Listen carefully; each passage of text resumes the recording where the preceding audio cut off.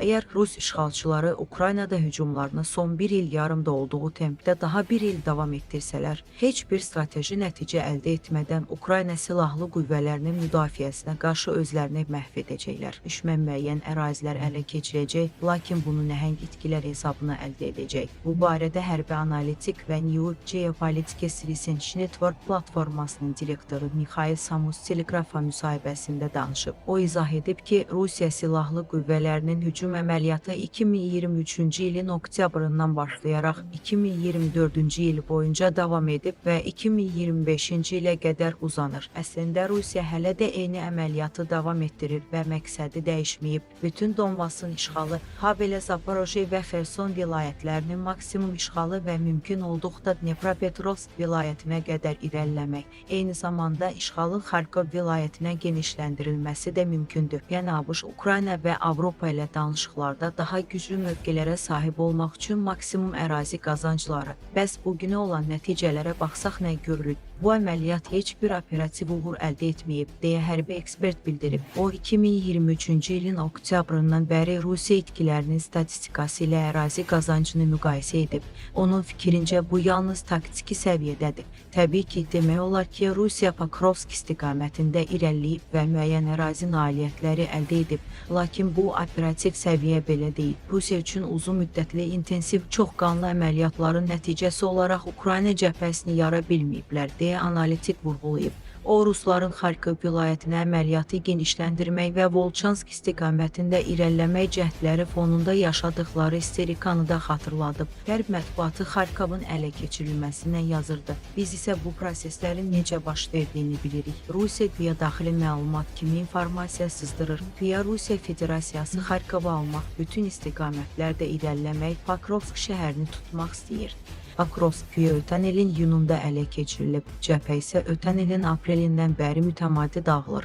Artıq bir il keçib və Rusiya üçün əldə olunan nəticələr yaşanan itkilər fonunda tamamilə qəbul edilməzdir. Təsəvvür edək ki, Rusiya bu hücumu bir ildə eyni nəticələrlə davam etdirir. Bu, sadəcə Rus qoşunlarının Ukrayna müdafiəsi qarşısında məhv olması demək olacaq, deyə nəşrin direktoru qeyd edib. O, əlavə edib ki, bu il Ukrayna müdafiəsi daha sabit görünür. Korpuslar formalaşdırılır ki, onlar müdafiə xəttini və konkret korpus komandanlığının məsuliyyətini aydın şəkildə bölüşdürsün. Korpuslara tabi olan briqadalar veriləcək. Bu briqadalar konkret tapşırıqları yerinə yetirəcək, zəruri təchizatla təmin olunacaq və korpus komandanlığı tərəfindən təlim keçəcək. Bu, müvəqqəti əməliyyat, taktiki və ya əməliyyat strateji komandanlıqlardan fərqli olaraq real irəliləyişdir, deyə Mikhail Samus yekunlaşdırıb.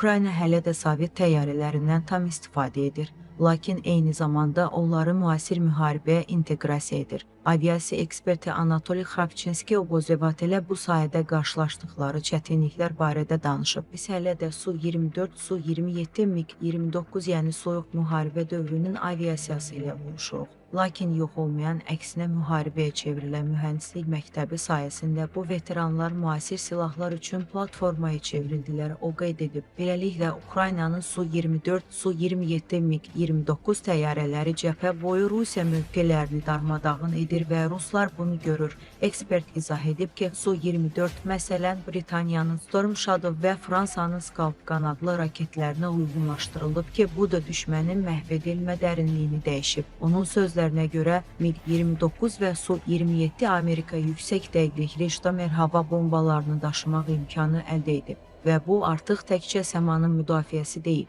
arxa cəbhədə dəqiq zərbələrdir. BGM-88 Harm kimi radar əleyhinə raketlərin düşmənin hava hücumundan müdafiəsini yeyən səmanı digər məhv vasitələri üçün açan silahların inteqrasiyası üzərində də işlər davam edir. Xrapçinski vurğulayıb. Eyni zamanda yolda bir çox problem var. Əsas problem isə resurslardır. O deyir, bu halda parkı döyüşə hazır vəziyyətdə saxlamaq sənətə çevrilir.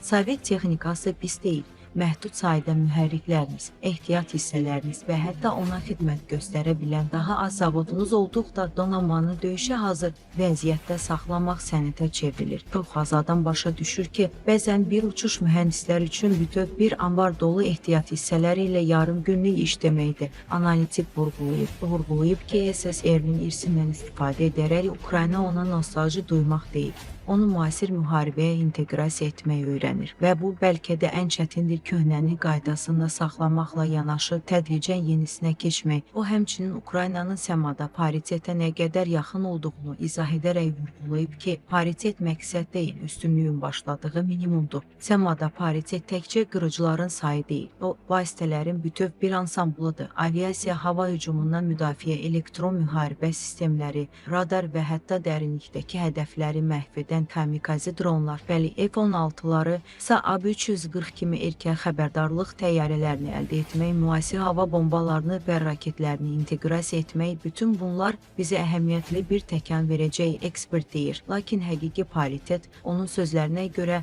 super təyyarə Wunderwaffe-yə sahib olduğumuzda deyil.